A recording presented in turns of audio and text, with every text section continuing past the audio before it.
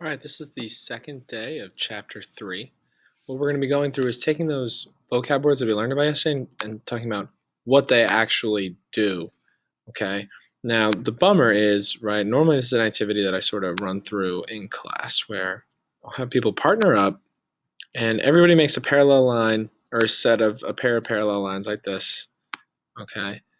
And then it's their job to draw in a transversal. And what's nice is that we'll have all sorts of different transversals, right? Like as in, here I am making this one right here, okay? But there's students who would be able to maybe come in from a different angle. There's all sorts of different sort of possibilities for how this can work. And the goal is to sort of observe that even though you can make parallel lines and have a transversal cut them at all sorts of different angles, there are certain patterns that will hold to be self-evident, right? And the first, especially when I say self-evident, is a postulate. If we remember, postulates, okay, they don't have to be proven. They're observable fact, but they don't have to be proven. So the first observable fact is going to be that consistently students again and again will say, well, maybe mine looks different than another partner in class, but this winds up being true every time. And this is, if you recall, corresponding angles, right? They represent the same position. So this is the corresponding angles postulate, right? It's a postulate because it's more observable fact, and everything else, so alternate interior and consecutive interior and alternate exterior, we'll be able to talk about and actually prove why it works. But the corresponding angles postulate, meaning it's just widely accepted and we build everything off of it, is that a pair of corresponding angles is congruent. So any pair of corresponding angles is congruent. That's our postulate.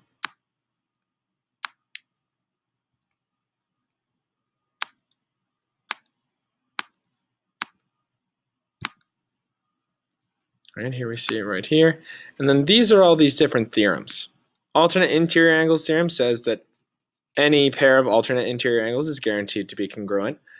The alternate exterior angles theorem says that alternate exterior is guaranteed to be congruent. Consecutive interior, this is tricky, does not say that they're congruent. It says that they're supplementary. All right, so what I want to walk through just quickly, briefly, is sort of how we prove these things to be true. So let's start with like alternate interior angles. Typically what I like to remind students of is that we did already learn about vertical angles. So if this is angle 4, you know what? So is this. Same measure.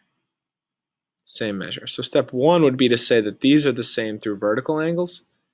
And then I can say, based on the postulate I just learned, that 4 and 5 are corresponding. And because they're in the same position, they must be the same. And because 4 and 4, right, because this and this are vertical, then these ones are the same as well.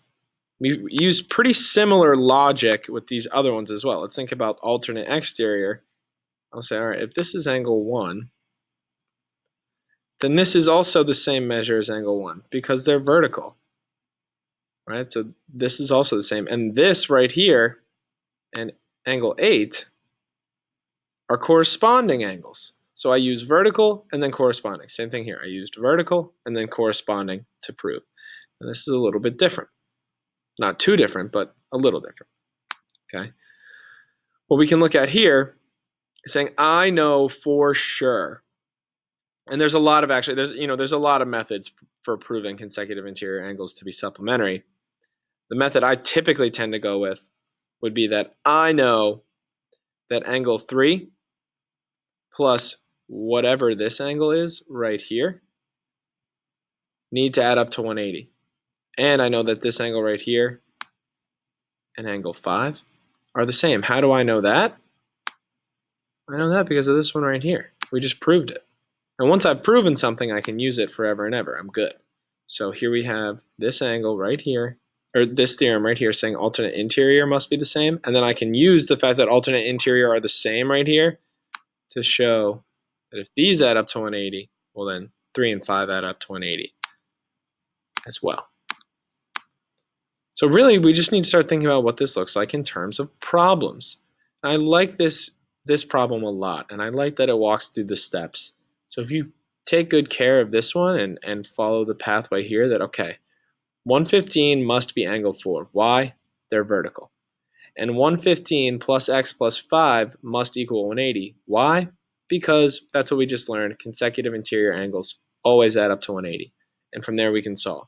In geometry, the arithmetic will never be too challenging, right? This looks kind of like an Algebra 1 problem. Not too complicated to solve, only a couple steps. It's about, do you have the understanding of the vocabulary to be able to look here and recognize what the relationship is, consecutive interior, and then set up the problem to solve. So this is a short video, quick video. The best thing we can do now is just really practice this stuff. All right, so I'll end the video here, and we'll have one more video before our first quiz.